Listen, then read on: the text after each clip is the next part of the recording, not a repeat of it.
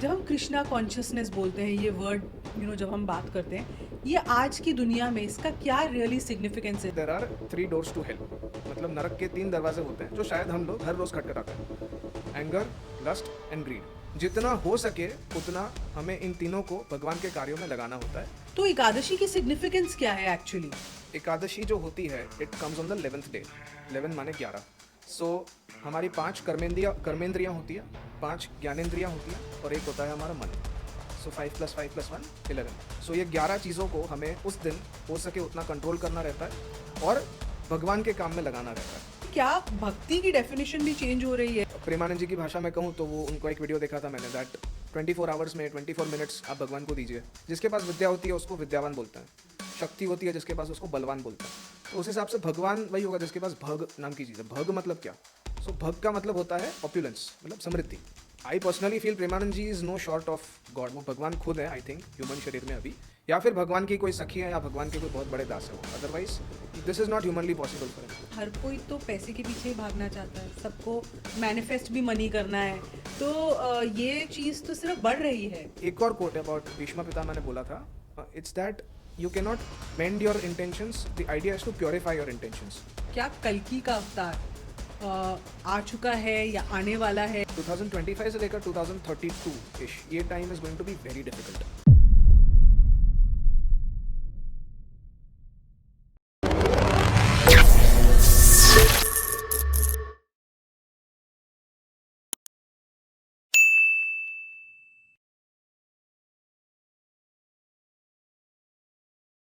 कृष्ण और उनकी कहानियों के बारे में हम अक्सर सुनते रहते हैं। हमारे यहाँ बहुत से संगठन हैं, बहुत से ग्रुप्स हैं जो कृष्ण और उनकी टीचिंग्स को फॉलो करते हैं। गीता के बारे में हम सब जानते हैं और एक भगवत गीता एक ऐसा ग्रंथ है जो हर हिंदू घर या हर घर में ही एक्चुअली आजकल मिलता है, जिसकी टीचिंग्स लोग अपने बच्चों को पढ़ाना चाहते हैं और उसकी टीचिंग्स अपनी लाइफ में भी फॉलो करना चाहते हैं। तो आज हमने सोचा कि एक स्पेशल एपिसोड करेंगे हम कृष्ण और एकादशी की सिग्निफिकेंस पर। बातें तो बहुत सारी होंगी, पर मैं चाहती थी कि ये सिग्निफिकेंस लोगों को समझ आए और ये हमें समझाएंगे आज के हमारे गेस्ट जो एक स्पिरिचुअल इन्फ्लुएंसर हैं तो प्रोफेशन से वो एक चार्टर्ड अकाउंटेंट और एमबीए, पर उनकी कॉलिंग शायद ये पूरी एक स्पिरिचुअल जर्नी थी जो उनको 2020 के आसपास इस रास्ते पर ले चली। अपनी फैमिली के साथ वो इस्कॉन के साथ काफ़ी टाइम से जुड़े हुए हैं, शायद 10 साल से ऊपर हो चुके हैं।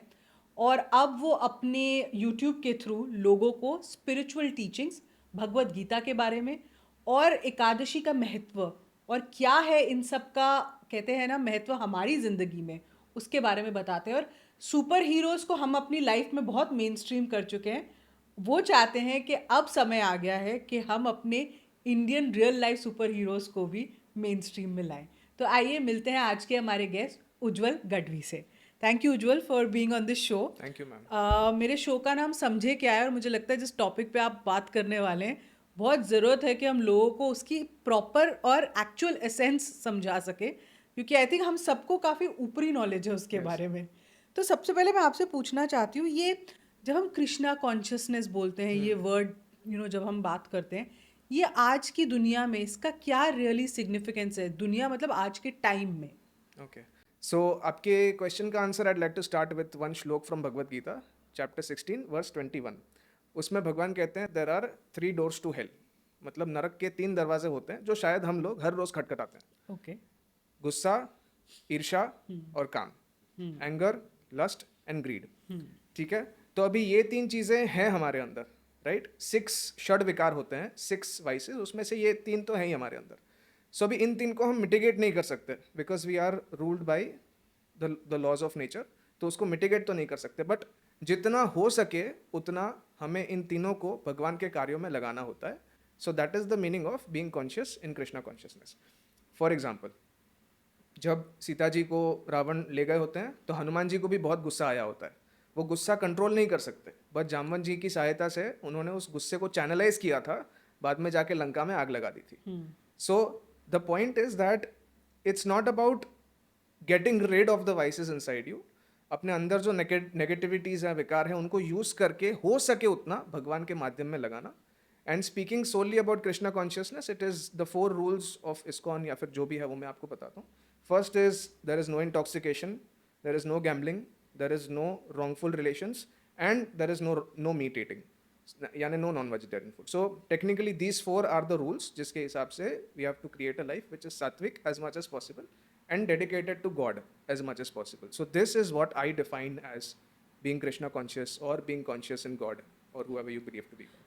तो जैसे ये जो ये 4 चीज़ें आपने बनाई, जैसे आपने भी कंठी माला जी. पहनी है, तो जो ये कंठी माला पहनते हैं वो कहते हैं कि ये 4 चीज़ें उनको डेफिनेटली Yes. फॉलो तो करनी करनी ही ही चाहिए. चाहिए. जी.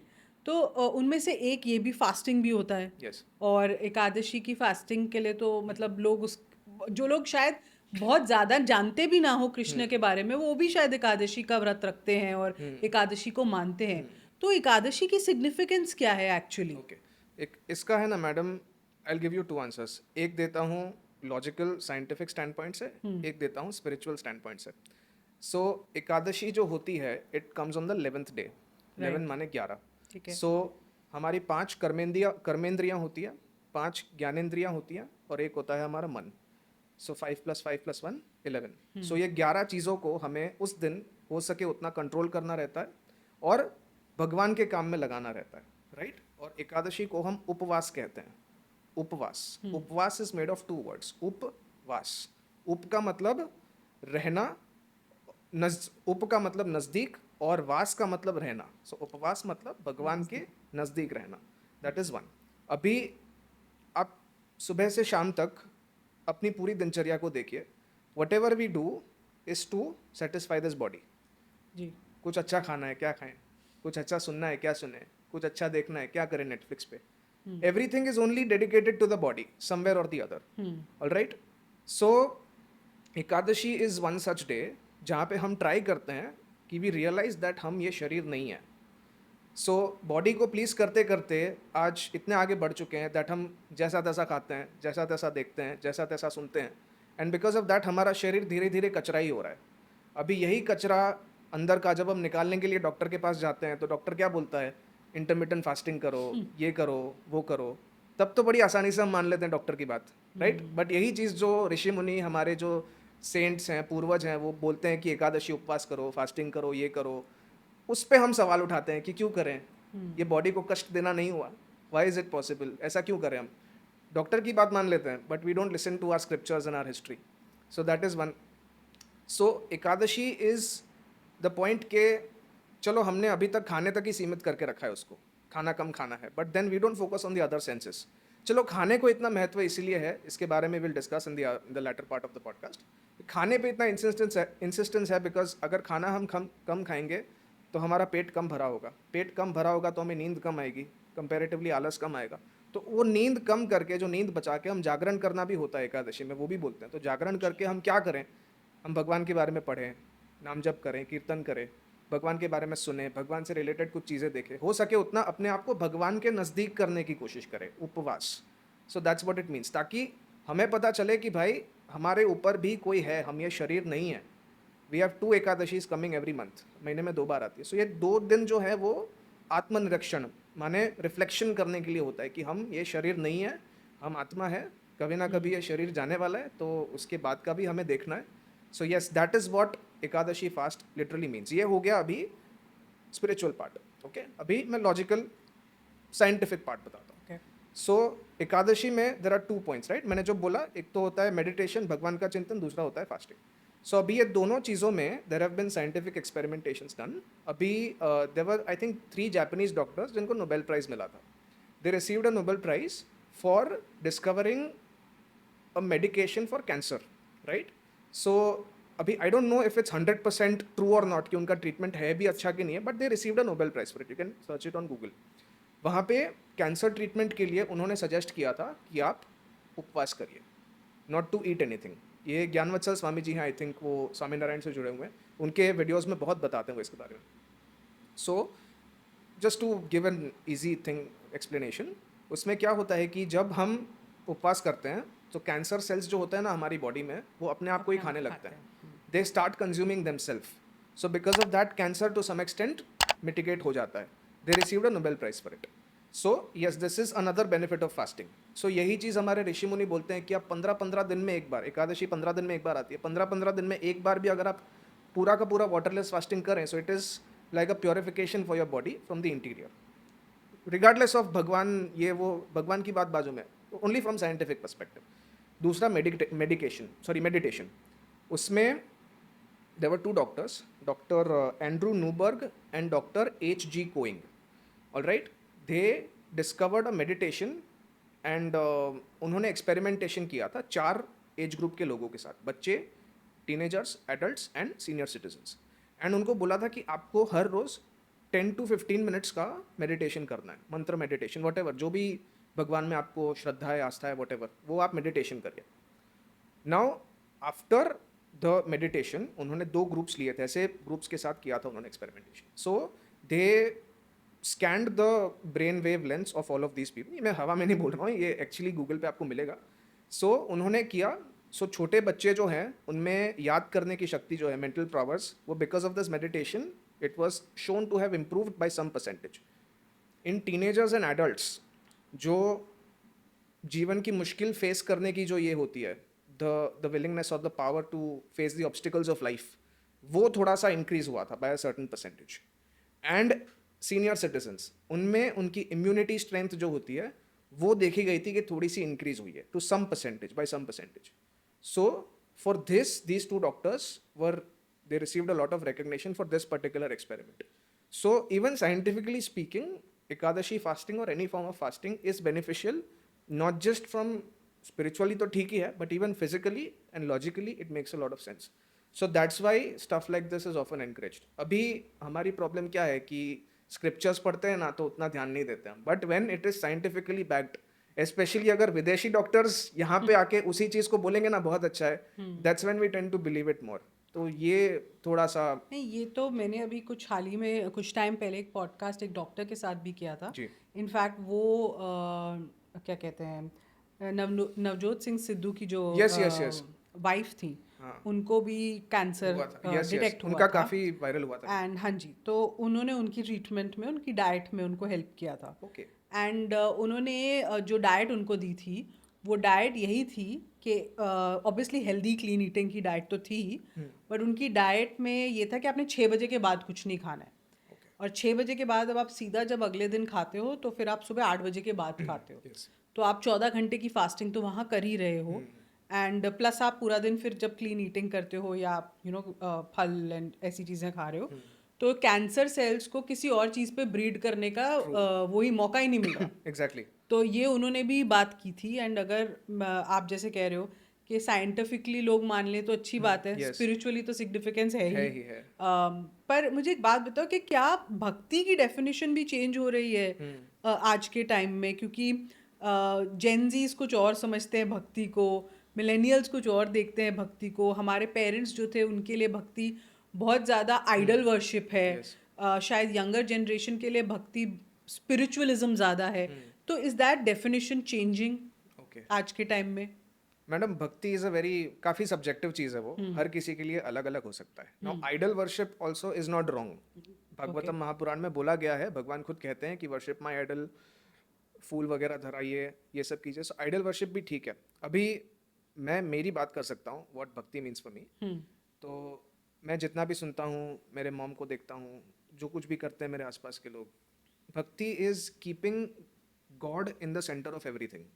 आप जो कुछ भी करते हो लाइफ में, काम कर रहे हो, बिजनेस कर रहे हो, या फिर आप विरक्त हो, साधु हो, whoever you are, भगवान को बीच में रख के हर कुछ चीज़ करनी होती है. लाइक फॉर एग्जाम्पल, मैं यहाँ पे पॉडकास्ट कर रहा हूँ, राइट. मैंने आने से पहले भगवान का नाम लिया, मैं यहाँ पे बैठा हूँ, आई एम थिंकिंग कि हाँ भगवान ने मुझे अपॉर्चुनिटी दी है, दैट्स वाई मैं यहाँ पे बैठा हूँ.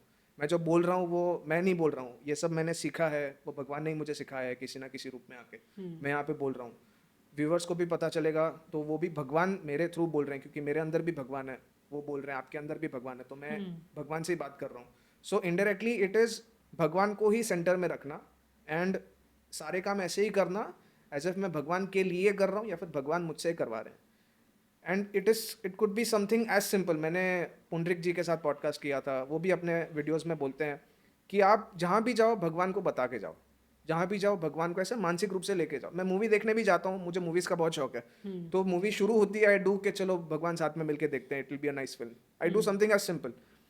हमारे घर पे जब खाना बनता है तो भगवान को पहले भोग लगता है, फिर उसके बाद हम खाते हैं। So we don't do anything without remembering God.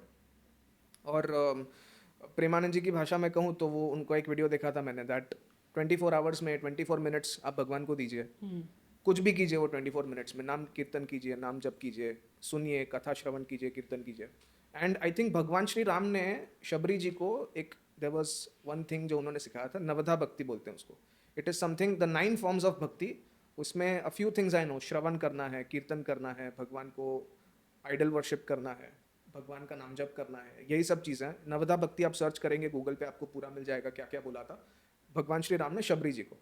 So it's बहुत ही सब्जेक्टिव चीज़ है भक्ति। जो खुद मानता है आदमी वो है। अभी आपके लिए, कुछ लोगों के लिए भक्ति उनका काम होता है, इतना डेडिकेटेड होते हैं वो अपने काम को, अपने काम के सिवा वो कुछ नहीं देखते। They feel their work is making some difference. I am very sure आपके पॉडकास्ट के थ्रू भी you are trying to make a difference.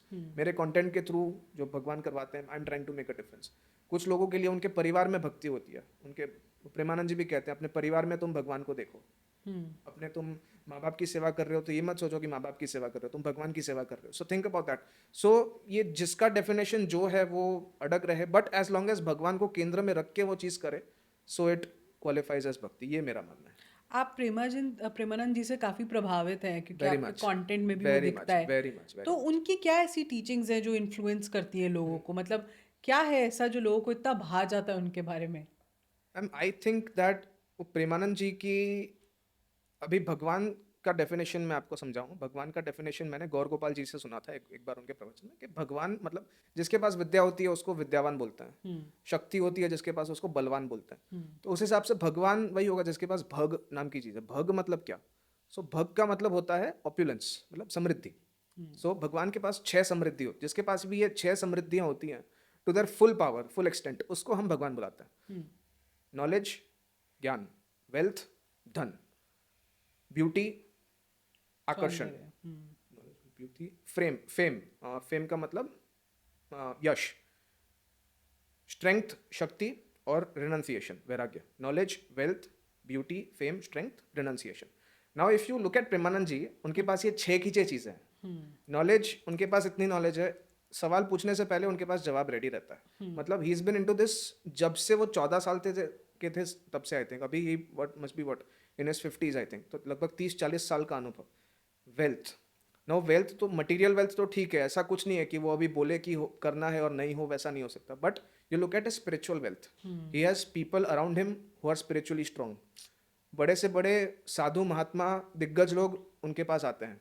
All right, so wealth की कमी नहीं है उनके पास। Beauty, now if you look at him, उनके आप वीडियोस देखो, उनका आप तेज देखो।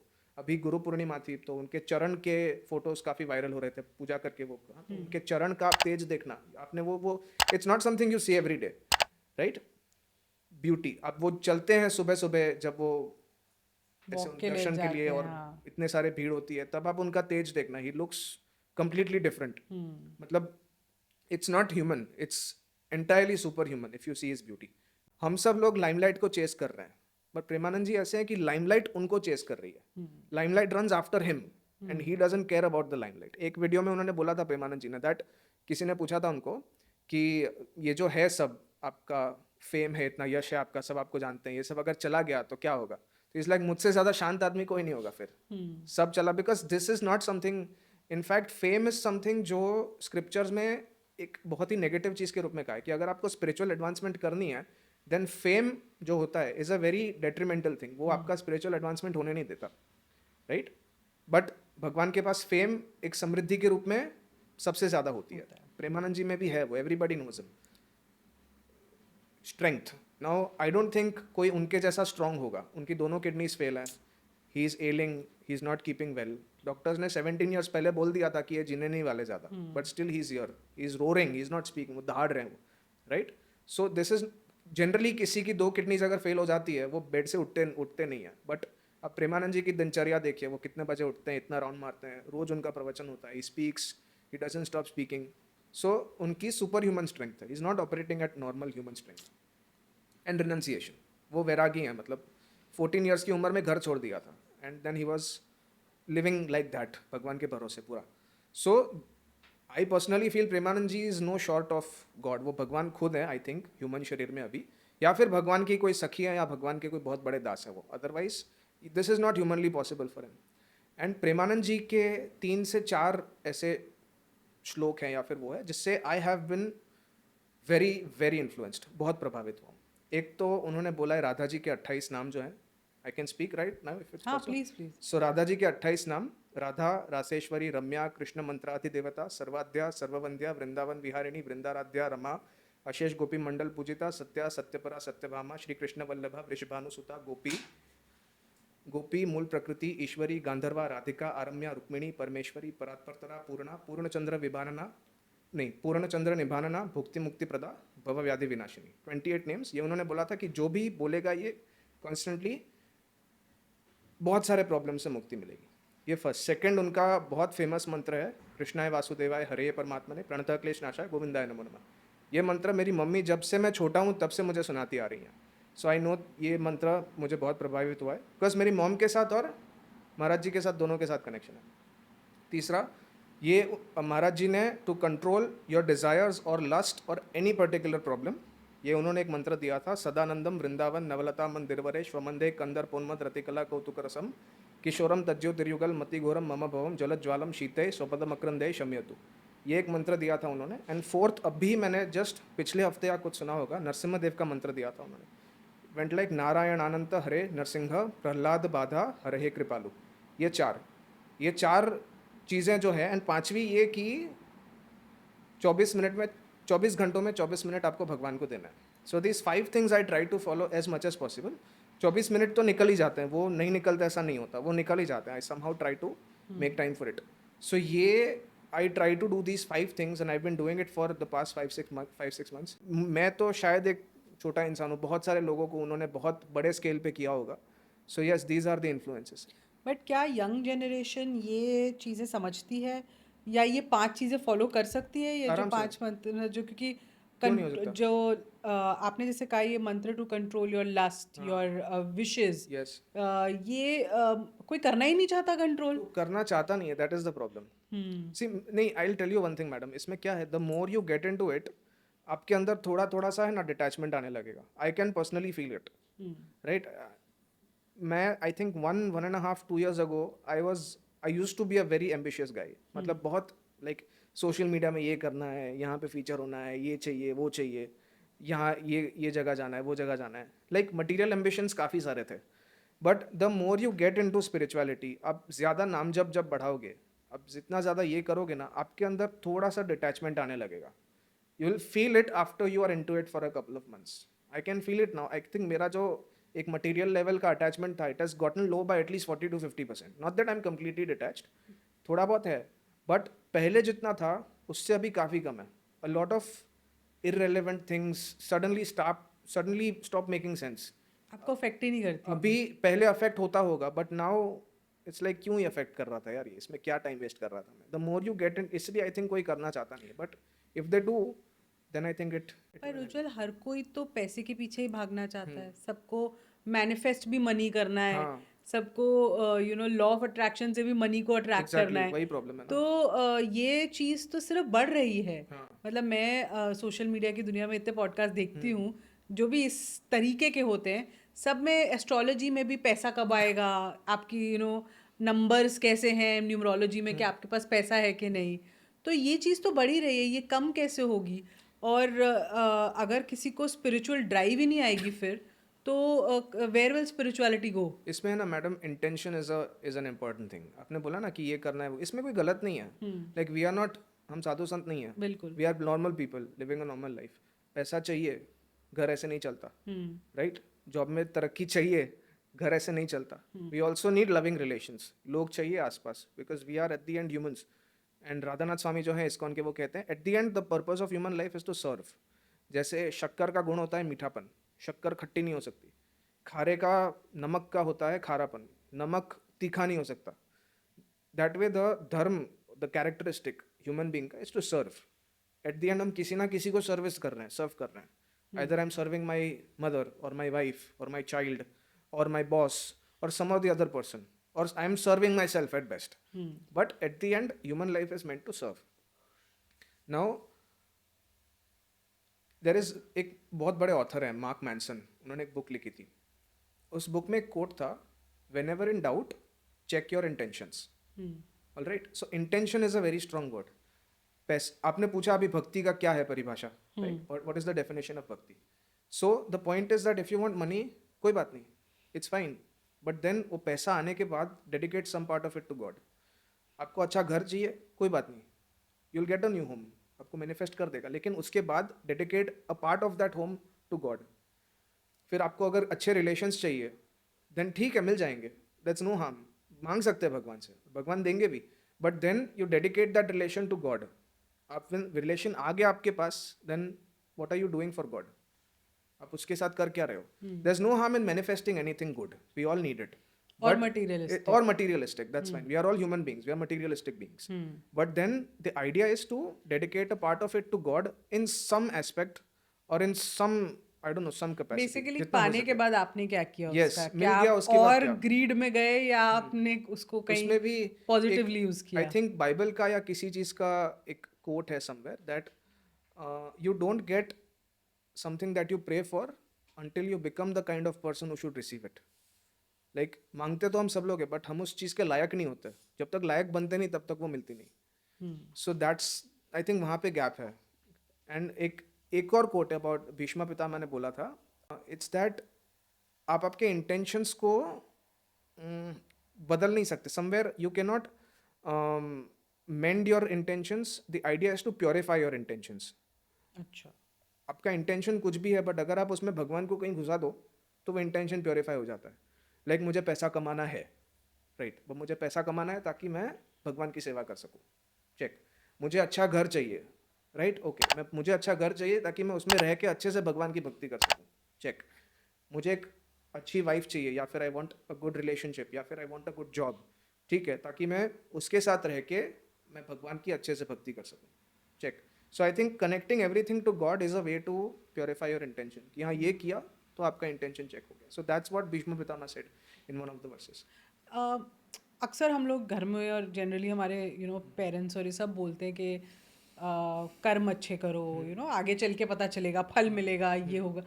तो ये चीज़ क्या दिखती है जैसे कि क्या हमें ऐसे रिलेशनशिप्स या ऐसे सोल्स या हमारे सोलमेट्स हर लाइफ में मिलते हैं हमारे साथ रहने के लिए? क्या वो, जैसे अब काफ़ी एग्जाम्पल्स तो हैं जिसमें कहते हैं कि कर्म आपको अगले जन्म में भी शायद भुगतने पड़े अगर इसमें नहीं आप भुगतते हो, पर ये स्पेसिफिकली है ऑन ऑन रीबर्थ.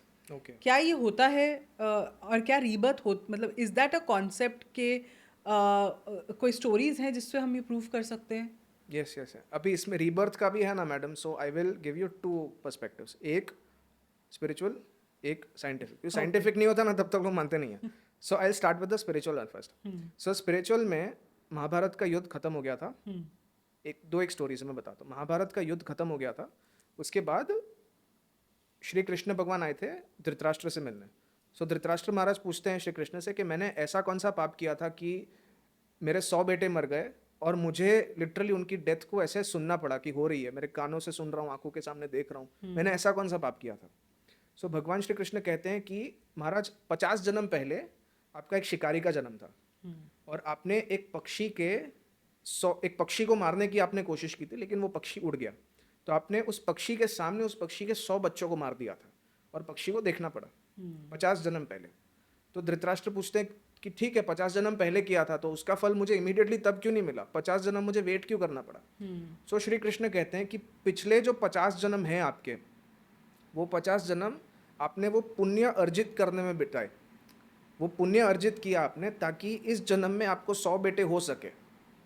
तो वो पुण्य से आपको ये जन्म में 100 बेटे हुए ताकि आपको उस जन्म का पाप मिल सके जो आपने 50 जन्म पहले किया था. सो यस, दैट इज कर्मों का ये सिद्धांत है. सो जो किया है वो भुगतना पड़ेगा. सो इट्स नॉट लाइक कि पाप भी किया है पुण्य भी किया है और पाप से पुण्य कट जाएगा. इसका फल अलग है, उसका फल अलग है. That is one. Second story is that माँ गंगा जो है वो भीष्म पितामह को, उनके 7 बड़े भाई होते हैं भीष्म पितामह से पहले. ओके, माँ गंगा शांतनु जी से शादी करती हैं, तो उनके 7 बेटे होते हैं पहले, उन वो नवजात शिशु होते हैं, तभी गंगा जी उनको पानी में बहा देती हैं। अच्छा। और 8वें बेटे थे भीष्म पितामह, राइट। तो अभी भीष्म पितामह को डुबाने जा रही होती है वो, तब शांतनु महाराज उनके पिता उनको रोक देते हैं कि नहीं, मैंने 7 बच्चों को डूबते हुए देखा, अभी 8वें को नहीं। तो अभी गंगा जी उनको बाद में समझाती हैं कि ये जो 8 बच्चे हैं ना, वो अपने पिछले जन्म में 8 वसु थे। 8 वसु मतलब देवता जैसे वो लोग होते हैं, क्रीचर्स, वसु। तो वो 8 वसु थे, उनको श्राप मिला था मनुष्य बनने का, जिसकी वजह से उनको मनुष्य बनना पड़ा। तो मैंने डिसाइड किया कि मैं ही उनको जन्म दूंगी और उनको जन्म लेते ही मार दूंगी, ताकि उनको इस श्राप से मुक्ति मिल सके। बट भीष्म पितामह बच गए थे, तो उनको एक लंबा जीवन जीना पड़ा, और उसके बाद वो मरे। सो दिस रीबर्थ एंड पुनर्जन्म वगैरह होता है, it happens. Now one more thing, अभी हमें ऐसा लगता है कि जीवन खत्म हो गया, पीपल से YOLO, but you don't live once actually. Death, जीने के बाद भी there is something that happens. So Padma Purana में लिखा है दैट देर आर 84 लाख योनियाँ बॉडी कहते हैं, हाँ, स्पीशीज, 84 लाख। अभी उसमें मैं आंकड़े बताता हूँ।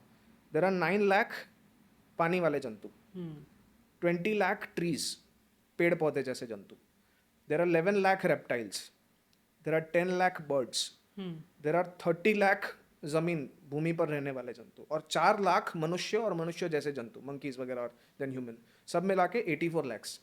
अभी ये जीवन में आपकी जिस टाइप के कर्म होते हैं, उस टाइप से आपकी चेतना बनती है, राइट। एंड देन इस चेतना के हिसाब से मृत्यु समय पे, पूरा जीवन जी के मृत्यु समय पे आप जो सोचते हो ना, उस हिसाब से आपको आपका अगला शरीर मिलता है। This is mention by Bhagwan Shri Krishna in Bhagavad Gita chapter 8 verse 6।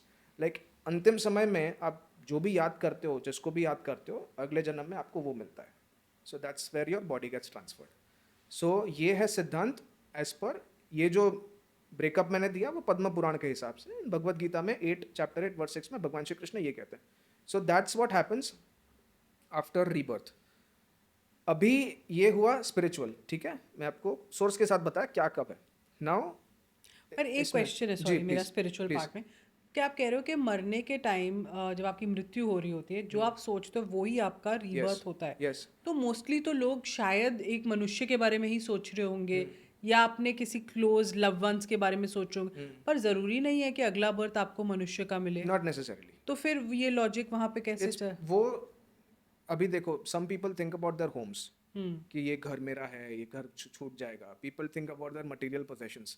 सो उस हिसाब से then they get their next birth. हाँ, नेक्स्ट बर्थ फिर मनुष्य का भी मिल सकता है, इट्स पॉसिबल, अगर उसमें भी देयर इज अ केवियाट कि ये मैंने सुना था, इस्कॉन के एक प्रभु जी हैं, अमोघ लीला प्रभु जी, इफ यू नो, उन्होंने एक वीडियो में बोला था दैट अगर इस जन्म में आपकी भक्ति अधूरी रह गई है, आप ऑलरेडी एक भगवान के भक्त हो, you are already a spiritual seeker devotee, but किसी कारणवश आपकी भक्ति अधूरी रह गई है, if it is left a bit incomplete, then अगला जन्म आपको मनुष्य का ही मिलता है इन अ वैष्णव फैमिली, जहाँ पे आपकी भक्ति पूरी हो अधूरी जो हो गई है वो पूरी हो सके।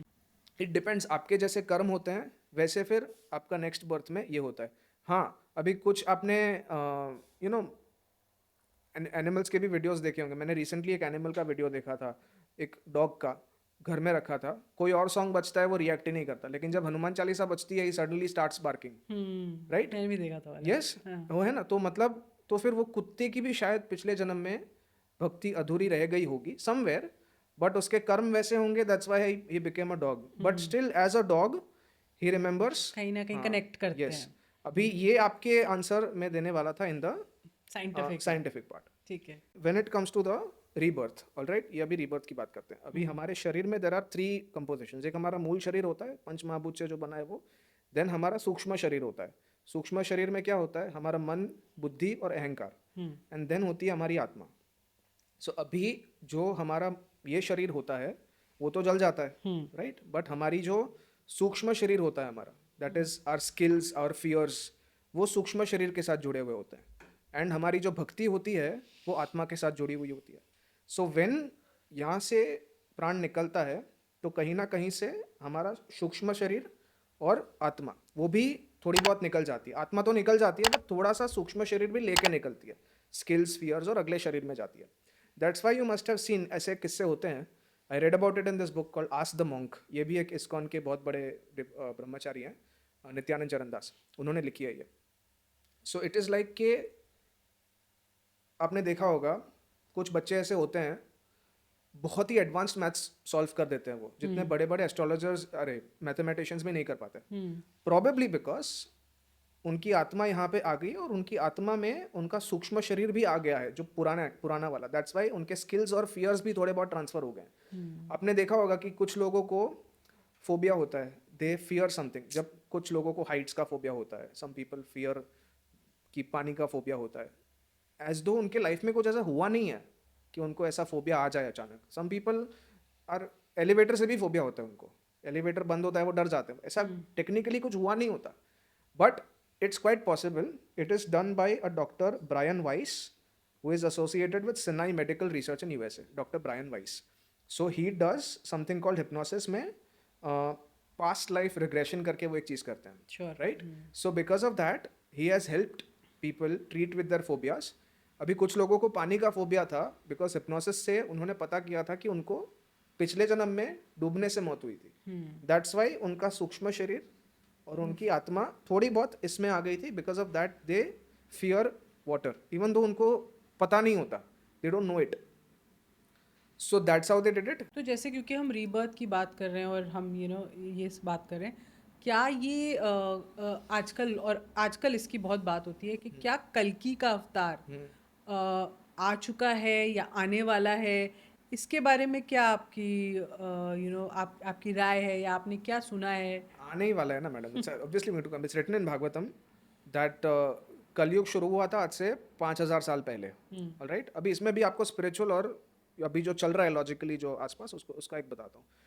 यहाँ पे देयर इज स्पिरिचुअल में देयर आर टू थिंग्स। अभी एक तो 5000 साल पहले कलयुग शुरू हुआ था, महाभारत खत्म हुई, भगवान श्री कृष्ण अपने धाम चले गए, पांडव स्वर्ग में चले गए, वो स्टोरी तो आई थिंक सबको पता है। कली पुरुष परीक्षित महाराज से मिलते हैं, 5 जगहें देते हैं वगैरह, ठीक है।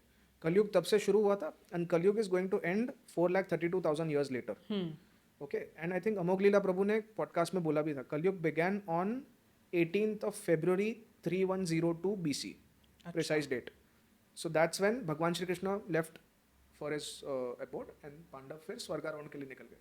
So 18 Feb 3102 BC was the date. तो कलयुग will last for 4,32,000 years. So ये अवधियाँ दी हुई हैं। कलयुग is 432,000 years. उसके पहले का युग is 432 multiplied by 2, that 1000 years. उसके पहले का युग is 432 multiplied by 2, further multiplied by 2. उसके पहले सतयुग is 432 multiplied by 2 multiplied by 2 multiplied by 2. So ये सब मिलके एक चतुर्युग बनता है। So ये चतुर्युग है, तो 4,32,000 years later कल्कि is going to come, ये तो निश्चित है। बट अभी for the past I don't know 1 or 2 years there is one more ग्रंथ जो बहुत I think people are talking about it. It's called भविष्य मालिका. So उसमें ऐसा बोल रहे हैं that ये मैंने सुना है, ये आई थिंक वृंदावन के एक और महात्मा है, ये बुक कथा वगैरह करते हैं वो, मल्लुक पीठ के राजेंद्र दास जी महाराज, उनकी कथाओं में भी सुना है एज ऑफ लेट दैट 2025 से लेकर 2032 इश ये time is going to be very difficult. और देख रहे हैं हम, we are seeing world wars हो रहा है, यहाँ ये हो रहा है, वहाँ ये हो रहा है, समथिंग और the other is always happening. So Kalyug is set to end much sooner than it is given. ये भविष्य मालिका जो है, it is written by one Odisha के कोई महात्मा है, उन्होंने आई थिंक अच्युतानंद दास या फिर किसी ने लिखी है। तो the point is that the 5 since of कलयुग अभी देख रहे हैं हम हमारे आसपास, वो बहुत प्रोपेल हो रहे हैं जितना हम सोच भी नहीं सकते। और इसको और भी ज़्यादा एग्रीवेट क्या कर रहा है क्विक कॉमर्स, 10 मिनट्स एप्स, तुम जो चाहो 10 मिनट में मिल जाता है। You order this, it is making people more and more lonely and it is making people more and more lazy, right? 10 minute delivery की वजह से, because people don't want to do anything now, they want least effort but maximum rewards. And last में ma'am, if you see how Kalyug is progressing from the topmost of the hierarchy to the bottom of the hierarchy, everybody is infested. If you look at the top hierarchy में कौन है? The people who are running businesses, running companies. अभी recently someone from top hierarchy got cheating on his wife in Coldplay concert. Then we have people who are encouraging के 70-80 hours काम करो, 90 hours काम करो, अपनी wife को मत देखो, and they are expecting people to do that while they are sitting on the top. People on the lowest of the hierarchy are what? Kids, Gen Alpha people. अभी Gen Alpha people में भी एक ऐसा video viral हुआ था, teachers day का function है but the girl is dancing on a very obscene song. It was teachers day literally, पीछे फोटो था टीचर्स का, एंड यहाँ पे the girl is dancing on a song which is a highly adult song and should not be dancing, and people are encouraging it, teachers तालियां बजा रहे हैं उस पर, and the people in the middle, most of the people जो काम कर रहे हैं 30s 40s whatever millennials और whatever you call them, they are either too busy in their work, they are lonely, that is why most of them they are calling themselves either pet parents, pets रख लेते हैं या फिर plants उगाते हैं. It's not wrong, कर सकते हैं, there's no harm in that, and there's no harm in having ambitious, being working hard और कुछ भी, but at the end they are doing all of this because अभी वो genuine human relations बना ही नहीं पा रहे. Nobody is able to do all of that. Nobody is able to make genuine relations. That's why they are alone, they are lonely, with all the money, with all the success, but without any idea कि उसके साथ करना क्या है. So that is the epidemic of Kalyug. This is Kalyug in practice in real life. So ये सब हो रहा है, and because of that it is getting worse. The world is, I think the world is becoming 1% bad every day. Every day. 1% bad every day. आज अगर 1 है, कल 1.01 है, उसके बाद 1.0121 है. So it is getting धीरे धीरे because कलयुग है, वो बढ़ना ही है, वो कलयुग का टाइम है. तो कोई स्क्रिप्चर्स में कोई डिस्क्रिप्शन है कि ये अवतार कैसा होगा कल की पुराण, हाँ, कल की पुराण में विस्तार से है, अभी उतना उसका मुझे नॉलेज थोड़ा सा कम है, बट उसमें कल की पुराण में स्पेसिफिकली बताया गया है कि कल की भगवान कैसे होंगे, वो कौन से कुल में जन्म लेंगे, वो then it is mentioned that 8 चिरंजीवी लोग होते हैं. If you heard about them, there are 8 chiranjeevis as per Sanatan. I will try to name all of them. Hanuman ji is one chiranjeevi, still alive somewhere. Ashwatthama is one from Mahabharata. Then we have Bali Maharaj, Prahlad Maharaj के वंशज जो हैं वो. Then we have Vibhishan from Ramayana, Ravan's brother 4. We have Parshuram ji, incarnation of Vishnu ji 5. There is Markandeya Rishi 6. तो the other 2 Kripacharya and Vedavyasa, right. Vedavyasa जिन्होंने महाभारत लिखी है, कृपाचार्य जो कुल गुरु थे कौरवों और पांडवों के. So these 8 chiranjeevis are there. Now ऐसा प्रोफेसाइज किया गया है that these 8 चिरंजीवीज will be assisting कल की भगवान इन डिफीटिंग कली पुरुष. सो मतलब आप समझ के रखिए कली पुरुष कितना पावरफुल होगा, because he is not a physical guy, वो फिजिकली नहीं है, वो हम सब के अंदर है. He is existing inside all of us. एक there is one very interesting saying, मैंने भी सुना था, रेणुका माता जी, पुंडरिक जी की वाइफ जो, उनका मैंने पॉडकास्ट किया तो उन्होंने बोला था दैट सतयुग में things were different, good and bad were separate. Good was on this planet, bad was on another planet. Then उसके बाद जो रामायण का युग आया, वहाँ पे good existed on the same planet but in different countries, Ayodhya में, लंका में. देन महाभारत का युद्ध आया, वो युग में good and bad existed in the same family, and now it's Kalyug, good and bad exists in the same person. एक इंसान के ही अंदर है, there is good and there is bad. So Kalyug का इन्फ्लुएंस इतना बढ़ जाएगा उस टाइम पे दैट इवन 8 चिरंजीवीज एंड कल की भगवान को साथ, कल की भगवान alone also won't be sufficient. 8 चिरंजीवीज will, तो ये लाइक एवेंजर्स वही तभी होने वाला है 4-27 साल बाद. अच्छा, आपने जैसे अब गीता की टीचिंग्स सिखाने के लिए एक कोर्स भी लॉन्च किया है अभी ताकि just लोगों को समझ आए कि क्या है गीता. एंड काफ़ी लोग इसको एक मैनुअल ऑफ लाइफ इन अ वे कहते हैं. तो अगर कोई अभी गीता एज अ बिगनर शुरू करना चाहता है या पढ़ना चाहता है, और क्या होता है कभी कभी हम बहुत ओवरवेलम हो जाते हैं क्योंकि ऐसी एक बहुत ही नॉलेजेबल और सॉलिड कहते हैं ना बुक है, किताब है उस हिसाब से. तो ऐसे क्या चीज़ें उसको करनी चाहिए कि एज अ बिगनर आप गीता को समझ सकें और उसके उसके जो लेसन्स इवेंचुअली है, टीचिंग्स इवेंचुअली उसको समझ सकें. Okay, first thing madam I suggest कि अगर आप गीता अगर ले रहे हो कोई, then you take it an authentic version of it. तो ऑथेंटिक वर्जन एक प्रेमानंद जी ने बोली हुई है हिंदी में, वो आई थिंक आचार्य रामसुख दास जी ने लिखी है. That is one. सेकेंड, अगर आप इंग्लिश में या हिंदी में कहीं भी किसी भी भाषा में पढ़ना चाहते हो, इस्कॉन की Bhagavad Gita as it is, that is also good version to read. Now ये मैंने इंद्रेश महाराज जी हैं, उनके एक वीडियो में, उनके कथा में सुना था एक वीडियो के, कि मोस्ट पीपल, ये मैं भी करता हूँ कभी कभी, most people they Bhagavad Gita उठाते हैं ऐसे, पेज नंबर 1 से शुरू करते हैं, फर्स्ट श्लोक से, और पूरे 700वें श्लोक तक वैसे ही रीड करने की कोशिश करते हैं. बट वो तो ओवरवेलम करेगा ही आपको, बिकॉज अगर आपने पढ़ी नहीं है कभी और आप सडनली उठाएंगे तो आपको थोड़ा सा करेगा. But then afterwards what you can try is that, ये नॉर्मल ऐसे गीता है फॉर एग्जांपल, आपको कुछ भी प्रॉब्लम है, ये इंद्रेश महाराज कहते हैं, कुछ भी प्रॉब्लम है, कुछ भी आपको बॉदर कर रहा है, कुछ भी है, think about it and then कहीं से भी कोई भी पन्ना खोल दो, and then whatever is written on that, वहाँ पे थिंक कि भगवान अर्जुन से नहीं आपसे बात कर रहे हैं, एंड देन रीड इट. ऐसे आप करोगे, if you do it almost every day, every week, then कहीं ना कहीं आपको वो एक रिलेटेबिलिटी आएगी. You will start to feel कि हाँ चलो ठीक है, हेल्प मिल रही है मुझे, something is happening, something is happening. So for first timers, those who are beginning, this is I think I also feel this is a good way. मैं भी कभी कभी करता हूँ ऐसा, कुछ समझ नहीं आता, बहुत बर्डन होता है, स्ट्रेस होता है, you don't know what to do, you open it and you can do it.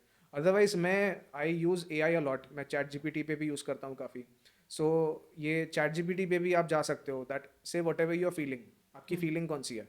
If you are feeling upset और यू आर फीलिंग एंक्शियस, या फिर आपको डर लग रहा है, या फिर ऐसी कोई फीलिंग है, then you can say on chat GPT, tell me top 10 Bhagavad Gita verses if I am feeling upset. वो आपको बता देगा. फिर वो आ गए, वो आप गीता में से उठा के देख लो, ये श्लोक है. Same way for whatever feeling you are feeling, I am angry, tell me which Bhagavad Gita shloka I should read. I am feeling dejected और alone, which Bhagavad Gita shloka should I read. I am feeling very lusty, मुझे समझ नहीं आ रहा क्या करूँ, विच Bhagavad Gita shloka should I read. I feel alone और let gone और lost और people are not supporting me, what should I read. तो वैसे चैट GPT काफ़ी हद तक आपको बता देता है.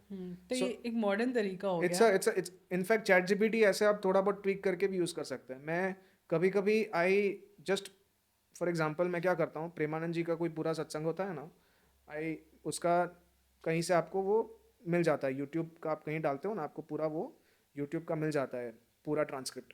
वो मैं चैट GPT पे डालता हूँ एंड आई से read this and analyze the way he is talking and speak to me as if you are Premanand Ji Maharaj. So then वो वैसे ही बात करता है. And then मैं चैट GPT से पूछता हूँ, वो टेक्स्ट तो उसको मिल गया रेफरेंस का, so he knows the pattern of talking, तो एनालाइज कर देता है वो पैटर्न को. एंड उसमें काफ़ी रिच ज्ञान भी होता है प्रेमानंद जी का, तो उसमें आप डाल के वो बोलते हो ना, using this text as reference, tell me what to do, this is my problem, speak to me as Premanand ji Maharaj. तो वो लिटरली वैसे ही आपके साथ बात करता है. So you can try this. In fact ये I think many people have done this. ये कलयुग का भी हम बात कर रहे थे. सो कलयुग में आप चैट GPT पे कर सकते हो, you can try that. If you are Kali Purush, what would you do to keep people away from God as much as possible without people realizing it? Like अगर तुम कली पुरुष होते तो तुम लोगों को भगवान से दूर रखने के लिए क्या करते बिना उनको पता चले. वो लिटरली आपको जो बताएगा ना, it is going to shock you. वो क्या बताएगा वो चैट GPT, ही लिटरली टेल यू कि क्या क्या हो रहा है, कैसे कैसे हो रहा है, and you will see all of this happening around you. क्या ये तो ऑलरेडी चल रहा है, ये तो ऑलरेडी चल रहा है, ये तो ऑलरेडी हो रहा है.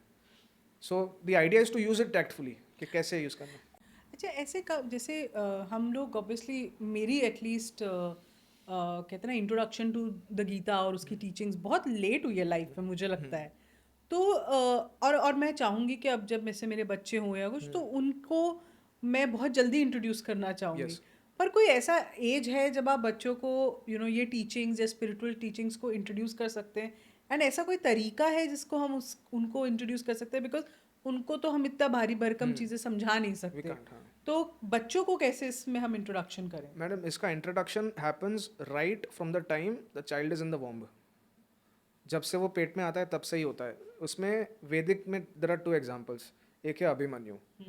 अभिमन्यु जब उत्तरा के गर्भ में थे तब अर्जुन वो सिखाते हैं चक्रव्यूह कैसे करते हैं और कैसे निकलते हैं. अभी कैसे घुसते हैं वो तो सीख जाता है अभिमन्यु. सुभद्रा जी सो जाती हैं तो अभिमन्यु भी सो जाता है, तो वो सीख नहीं पाता. So that proves that the mother has a big part two play when the child is in the womb. तब चाइल्ड कुछ नहीं कर सकता, बट मदर कर सकती है. And second is Prahlad ji. अभी प्रहलाद जी टेक्निकली एक असुर थे, राइट, हिरण्यकश्यप के सन, ही वाज एन असुर. बट जब से वो अपनी माँ के पेट में थे तब से उनको नारद जी से शिक्षा मिली. सो नारद जी को हम टेक्निकली एक कॉमिक कैरेक्टर समझते हैं, जबकि वो है नहीं. He is like a very powerful character. तो नारद जी ने प्रहलाद जी को तब से विष्णु भगवान के बारे में बताना, उनकी कहानियाँ सुनाना और नाम जप करना सिखाया जब से वो माता के गर्भ में थे. दैट इज़ वाई जब वो बाहर आए, he was already a devotee. उनको बहुत ज्ञान था क्योंकि नारद जी तब से गुरु थे उनके. So first is the mother has to be active in seeking. अभी आप अगर करेंगे तो वो नेचुरली अपने बच्चे तक पहुंचेगा ही. If any mother does it, वो बच्चे तक पहुंचने ही वाला है जनरली. अभी अगर उत्तरा के अभिमन्यु के थ्रू हो सकता है, प्रहलाद जी के थ्रू हो सकता है, तो जनरली किसी के भी थ्रू हो सकता है. और ये प्रेमानंद जी भी बोलते हैं दैट वंस यू रियलाइज कि हाँ आपके गर्भ में है, after that you have to be complete brahmacharya You have to be completely good with the food you eat and नाम जाप. That is one. And second, अभी जब बच्चा हो जाता है, when he comes out, तभी I'll tell you what my mom has been doing with us. मैं वही आपको practically बताऊंगा जो मेरी mom क्या करती है.